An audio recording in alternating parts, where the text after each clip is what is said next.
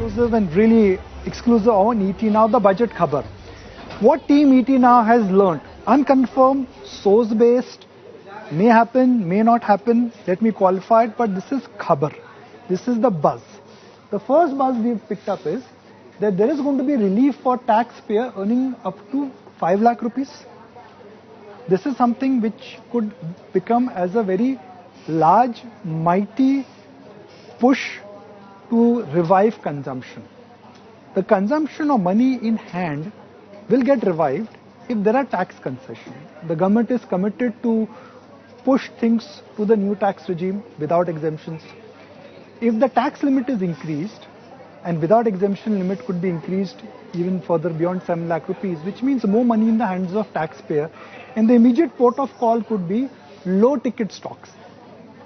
FMCG, food delivery companies, maybe a bit of hotels, and perhaps some two-wheeler companies. That becomes the first port of call if the tax changes are announced for direct taxes.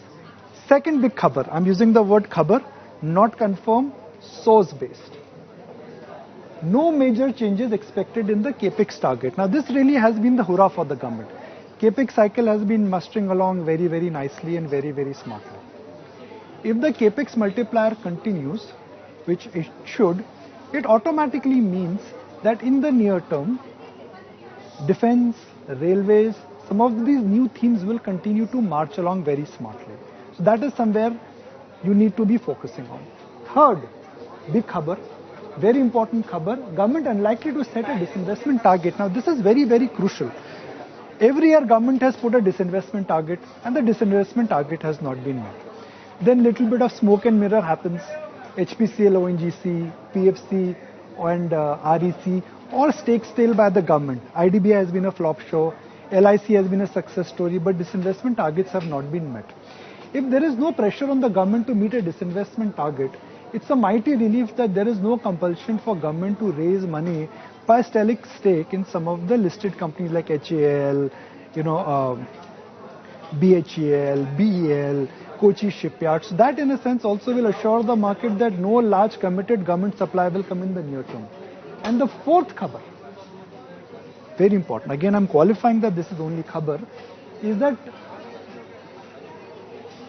second, third, fourth, Insurance Amendment Act in the budget, which means that if you are a general insurance company or a life insurance company, you can move into other areas of insurance.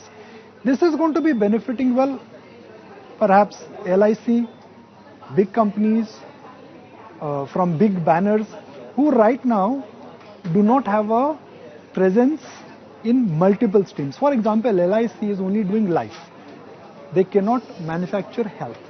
But if this entire change goes through, big companies in a sense can really expand and they can really go into other areas. This of course is negative for general insurance companies and especially in the area of health.